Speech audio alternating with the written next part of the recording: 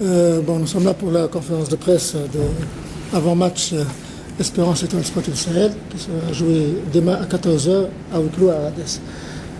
Comme d'habitude, vous aurez l'entraîneur à votre disposition. Juste un petit rappel pour la séance de cet après-midi. À 14 h, elle sera complètement à huis clos. Il n'y aura pas de journalistes. Comme d'habitude, après l'entraîneur, vous aurez les 3 joueurs à partir de 11 h 30. Okay. Juste avant de passer aux questions, je passe la parole à M. De Castiel pour mettre un peu le match dans son contexte et puis on passe aux questions. Monsieur Michel. Bonjour tout le monde d'abord. Le match contre l'Étoile du Sahel, c'est bien clair que ça va être un match difficile. J'espère que ça va aller dans la continuité de nos matchs de championnat, puisqu'on a réalisé 4 victoires en 4 matchs. Et que j'espère qu'on améliore de match en match aussi notre jeu, ce qui n'est pas évident pour l'instant de faire un bon jeu parce que les terrains ne nous donnent pas non plus aussi la possibilité, quand on voit le terrain à Mamsous, qui est difficile. Mais je pense qu'il y a quand même une progression et petit à petit, je pense qu'on va arriver à un jeu beaucoup plus cohérent et qui, j'espère, sera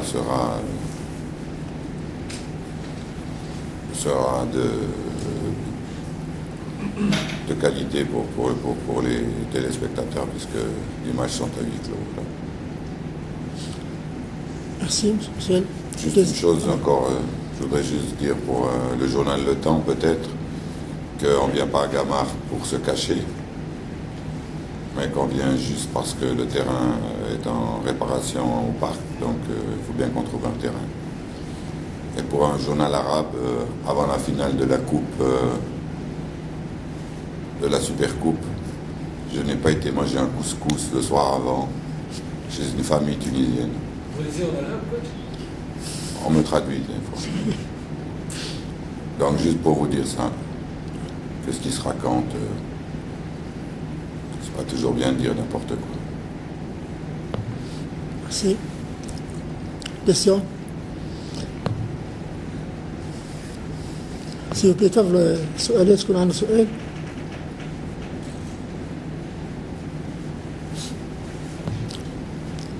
Des questions, s'il vous plaît? Allez.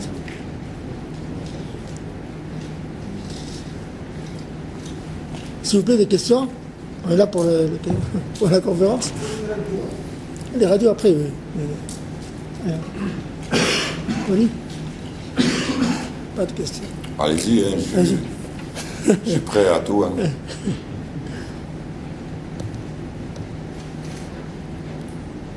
Ça va, ça va. Coach, bonjour. Bonjour. Comment allez-vous négocier cette rencontre face à l'Étoile ? Comment on va négocier la rencontre? Le meilleur scénario pour vous, marquer d'entrée ou... Non, le scénario, c'est bon, on va faire notre jeu habituel, quoi. On va essayer de presser l'adversaire et essayer de marquer d'entrée, mais j'entends aussi être attentif parce que l'Étoile, c'est une bonne équipe. C'est une équipe qui sait jouer au ballon, qui a des joueurs de qualité et qui a des joueurs rapides devant avec Santos, donc il faudra aussi faire attention sur les contre-attaques et ils ont aussi un jeu qui est bien élaboré, donc ça va être, j'espère, un grand match, mais si on peut marquer d'entrée, c'est sûr qu'on marquera d'entrée. Mais sinon, il faut être patient aussi. Je crois que pour l'instant, on précipite un petit peu trop les actions, on précipite un peu trop vite vers l'avant, alors que de temps en temps, il faut savoir aussi faire une passe à 10 et vraiment essayer de contourner les adversaires. Actuellement, on précipite encore. C'est ce qu'on essaie aussi d'améliorer à l'entraînement. Bonjour, coach. Bonjour. Venons peut-être discours sur la relation entre l'entraîneur et les médias. Peut-être que c'est pas bien de dire n'importe quoi, mais peut-être que c'est pas bien un entraîneur qui se concentre beaucoup avec les médias tunisiens, surtout en arabe. Non, mais je ne me concentre pas du tout. On est juste venu me demander si j'avais été manger un couscous le soir avant de la finale de... Je suis ici à l'hôtel avec les joueurs et on a raconté que j'ai été manger un couscous chez une famille tunisienne. J'étais vraiment étonné. On m'a dit c'est marqué dans un journal en arabe. Voilà. Alors je voudrais bien savoir d'où il a cet épisode-là, le journaliste qui a marqué ça. Je ne me concentre pas du tout là-dessus. Hein. C'est juste pour vous démontrer ce qui s'écrit des fois dans le journal. On a critiqué ma tactique un jour dans la presse parce que soi-disant, j'ai joué avec 3 pivots, alors que j'ai joué avec un pivot et 2 milieux offensifs qui étaient Awadi et Mejdi Traoui. On a critiqué, ok, on critique, on a le droit de critiquer. Mais 2 jours après, le même journal dit que l'équipe nationale a fait un grand match avec 3 pivots. Que c'était une bonne solution, une bonne tactique de jeu. Alors il faudrait savoir si la contradiction est juste ou pas. Juste ça. Mais je n'ai rien à voir avec les médias ou comme ça, hein. Je ne vais pas me parler avec les médias. Pas du tout, je demande juste où il a l'information que j'ai été manger un couscous le jour avant la finale de la Coupe d'Afrique. Voilà, c'est tout.